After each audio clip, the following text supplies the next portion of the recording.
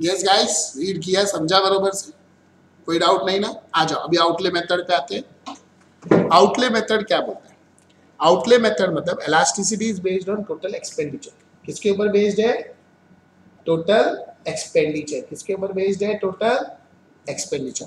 अब इसमें इलास्टिसिटी कैसे पता करते हैं?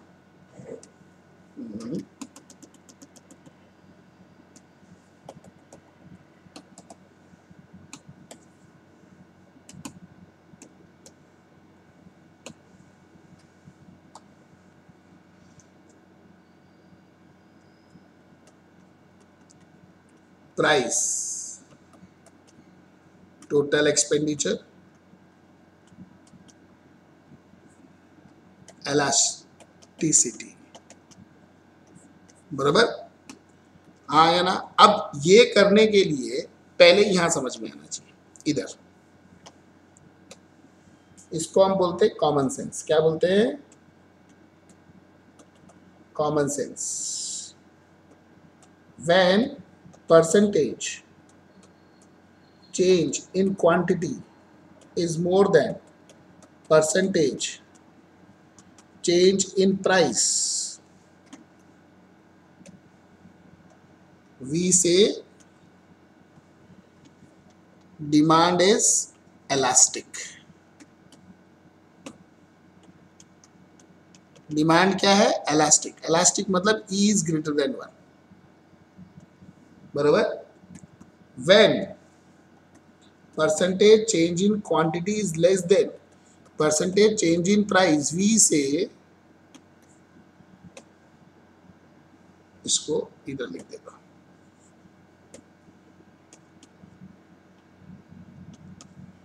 demand is inelastic, E is less than 1। बराबर? फिर when percentage change in quantity is equal to percentage change in price, we say demand is unitary। बराबर? यानी कि E is equal to 1। बराबर? इसको डायग्राम से भी आप प्रेजेंट कर सकते हो, जैसे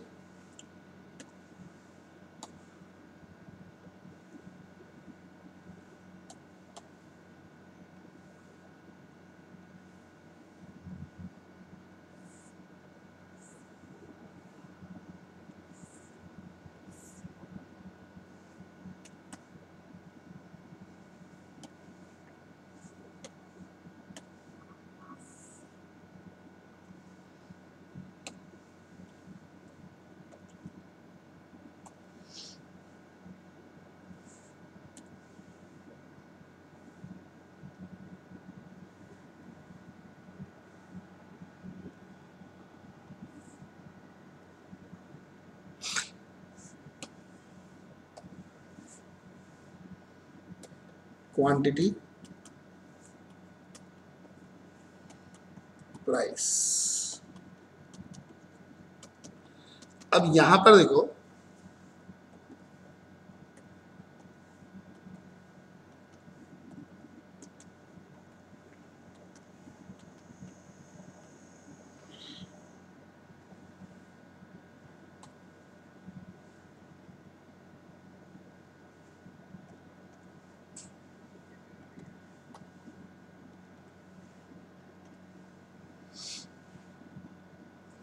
अब यहां पे देखो, क्वांटिटी सेम है प्राइस चेंज की वजह से, मतलब क्वांटिटी रिस्पॉन्ड ही नहीं कर रही है, चेंज ही नहीं हो रही। यानी मैं बोल सकता हूँ परसेंटेज इन क्वांटिटी इज 0। यहाँ पे देखो क्वांटिटी चेंज ही नहीं हो रही है, सेम लेवल पर है। ये क्वांटिटी मेजर है ना, अगर इधर उधर होता है तो क्वांटिटी चेंज होती, यहाँ क्वांटिटी चेंज ही नहीं हो रही, इसलिए इसको बोलते हैं इलास्टिसिटी इज 0। यहाँ पे क्वांटिटी चेंज हो रही है, प्राइस चेंज ही नहीं हो रही है, इसको बोलते हैं इलास्टिसिटी इज इनफाइनाइट। यहाँ पे प्रोपोर्शनेट चेंज है, इलास्टिसिटी इज 1। बराबर? समझे? हाँ या ना? ये 0, इसको ऐसा बोलते हैं परफेक्टली इनइलास्टिक।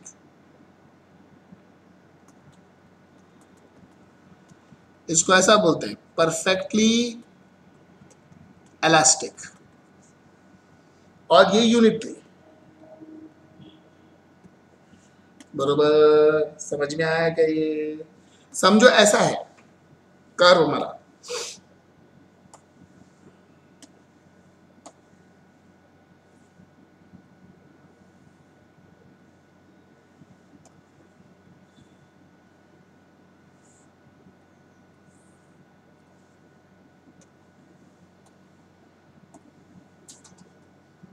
समझो हमारा डिमांड कर्व कुछ ऐसा है।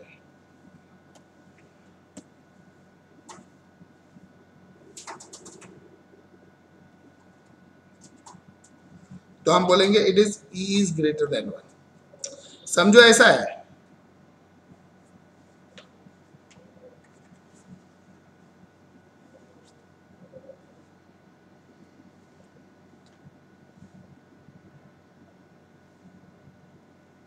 तो ई इज लेस देन 1।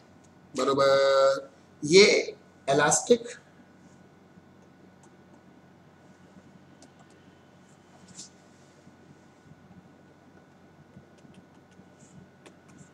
ये इनइलास्टिक, ये क्वांटिटी,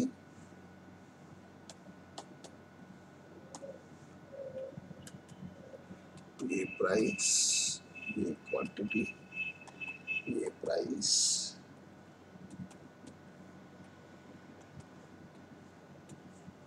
अब आप इलास्टिक इनइलास्टिक का मीनिंग समझा? मतलब क्वांटिटी चेंज ज्यादा होती है प्राइस के कंपैरिजन में तो इलास्टिक बोलते हैं, कम होती है तो इनइलास्टिक बोलते हैं। बरोबर, ये यूनिटरी, ये in perfectly inelastic, zero perfectly, ये इनफाइनाइट, ये ग्रेटर देन 1, ये लेस देन 1। समझे क्या? बरोबर से।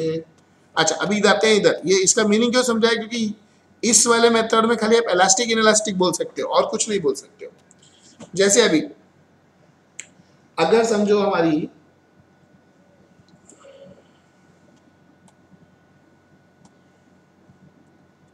प्राइस इंक्रीज होती है, एक्सपेंडिचर इंक्रीज होता है, या प्राइस डिक्रीज होती है, एक्सपेंडिचर डिक्रीज होता है। बरोबर, तो हम बोलते हैं इलास्टिसिटी इज लेस देन 1। ऐसे ही समझो प्राइस इंक्रीज हो रही है, एक्सपेंडिचर डिक्रीज, या प्राइस डिक्रीज, एक्सपेंडिचर इंक्रीज, तो हम बोलते हैं elasticity is more than 1। Price increase होवे या डिक्रीज होवे, इसमें कोई चेंज नहीं है, तो इलास्टिसिटी इक्वल टू 1। देखो मैं तीनों अलग अलग कलर से क्यों लिखा ताकि समझ में आए। अब इसका एग्जाम्पल भी देता हूं आपको ताकि आपको फटाक से समझे। अभी अपन ने ये एग्जाम्पल किया था इधर, ये वाला, इसमें इलास्टिसिटी लेस देन 1 था। इसी को चेक कर लेते ना अपन।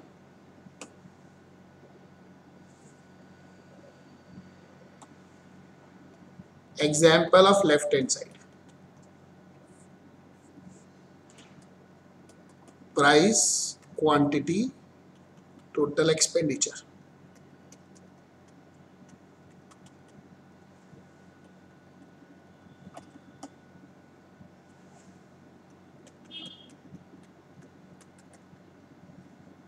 तो इलास्टिसिटी,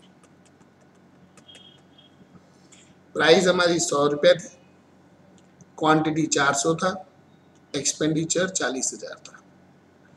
प्राइस 50 रुपया हुआ, ये 600 हो गया, तो 50 इंटू 600, 50 इंटू 600, ये 30,000 हो गया। अब इसमें गौर करो, प्राइस क्या हुआ है? डिक्रीज। एक्सपेंडिचर क्या हुआ है? डिक्रीज, सेम है, तो इलास्टिसिटी लेस देन 1। इसी चीज को उल्टा कर लो, 50, 600, 30, 100, 400, 40, price increase, expenditure increase, elasticity less than 1। ये कंक्लूजन है, ये कंक्लूजन है। ऊपर देखो अपन ऐसे लिखा है, ये दो सिचुएशन कहाँ आती है, देखो पहले वाले में, इसलिए मैंने रेड से लिखा है, देखो बरोबर, समझे? हाँ या ना? पक्की बात? यानी एक्सपेंडिचर मेथड बरोबर से समझा आपको?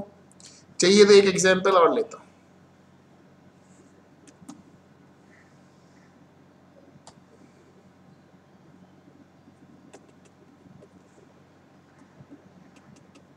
प्राइस, क्वांटिटी, एक्सपेंडिचर, इलास्टिसिटी, बरोबर। समझो प्राइस जो है 100 रुपया, 100 नहीं लेता हूँ, 200 लेता हूँ, 200। क्वांटिटी 1000 है, बरोबर। प्राइस हो गई मेरी 150 और मेरी क्वांटिटी हो गई से 3000,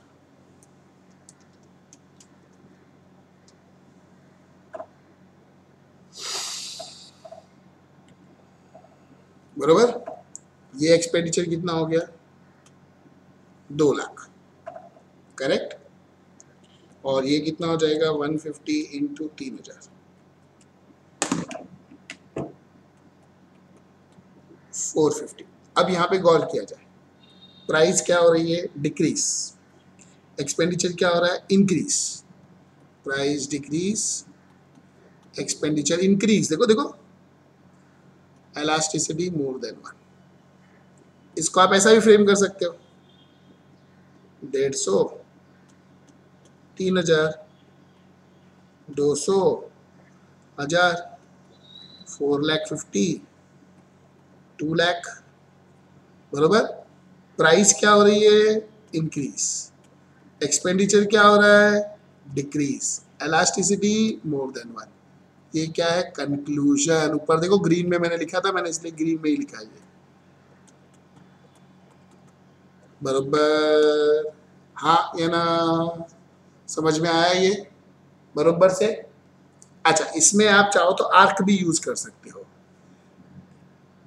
इसको एग्जाम्पल 2 बोल देता हूं मैं। इधर आ जाते हैं, elasticity calculation by arc in example 2 on right hand side, बरोबर। प्राइस, क्वांटिटी 200, 150, 1000 और 3000। ये हो गया 350, ये हो गया 4000 टोटल ना। फिर आएगा एवरेज 175 और 2000। डिफरेंस, ये देखो डिफरेंस कितना है? 50, 2000। परसेंटेज यहाँ तो 100 और यहाँ कितना हो जाएगा? 50 डिवाइड बाय 175, 28.57। करो ना, 50 डिवाइड बाय 175, तो इलास्टिसिटी कितना हो जाएगा?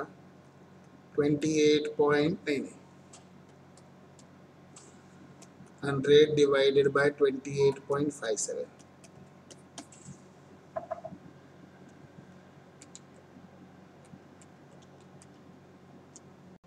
3.5 अप्रॉक्स,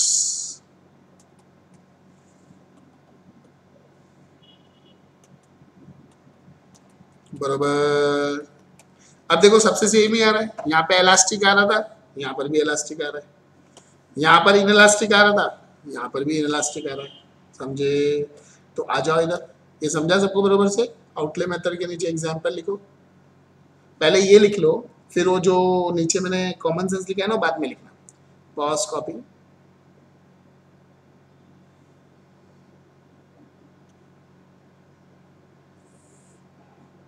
पॉज कॉपी, यहाँ पे ऐसा लिख लो, example of left hand side of arc,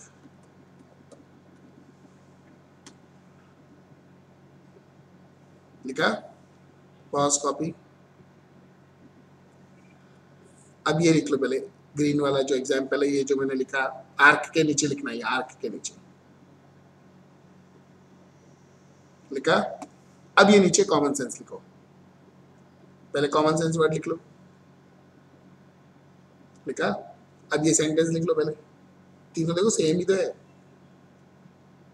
A greater than, less than, equal to लिखा। अब ये लिख लो और ये अपने आप आ जाएगा, लिखा। ये डायग्राम बना लो नीचे समझने के लिए, 3 1 2 3 पॉज कॉपी करके बनाया, ये बना लो पॉज कॉपी करके, समझा? पक्की बात, कोई शक कोई डाउट? ये समझा एक्सपेंडिचर मेथड पक्का? आपको यूनिटरी देखना है तो वो भी बता देता हूँ, मुझे कोई प्रॉब्लम नहीं है। यूनिटरी का भी एग्जाम्पल दूँ? चलो वो भी दे देता हूँ एग्जाम्पल। प्राइस क्वांटिटी, प्राइस 200 है, क्वांटिटी 1500 है, तो एक्सपेंडिचर हो गया हमारा 30 और 4 0 3 लाख, बराबर। अब मुझे प्राइस करनी है 150, तो क्वांटिटी हो जाएगी 2000, तो एक्सपेंडिचर हो जाएगा 3 लाख, बराबर। आप यहाँ देख लो, ये देखो इधर elasticity, price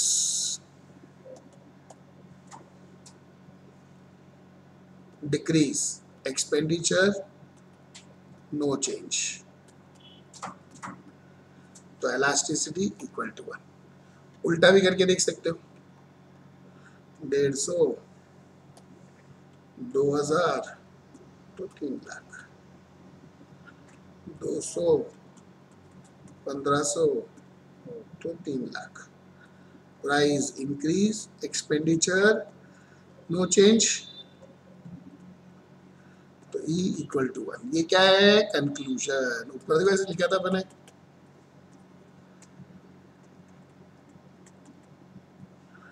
ये समझा आपने को? अच्छा, ऐसे ही if arc is used here, यहाँ पे अगर मैं क्या यूज करूं? आर्क। प्राइस 200 150, क्वांटिटी 1500 2000 350 और ये देखो 3500। देखो परसेंटेज सेम सेम ही आने वाला है दोनों में, ये 50 ये 500, देखो सेम ही आएगा परसेंटेज चेंज, बराबर। तो एवरेज 175 1750, डिफरेंस 50 500, परसेंटेज 50 बाय 175,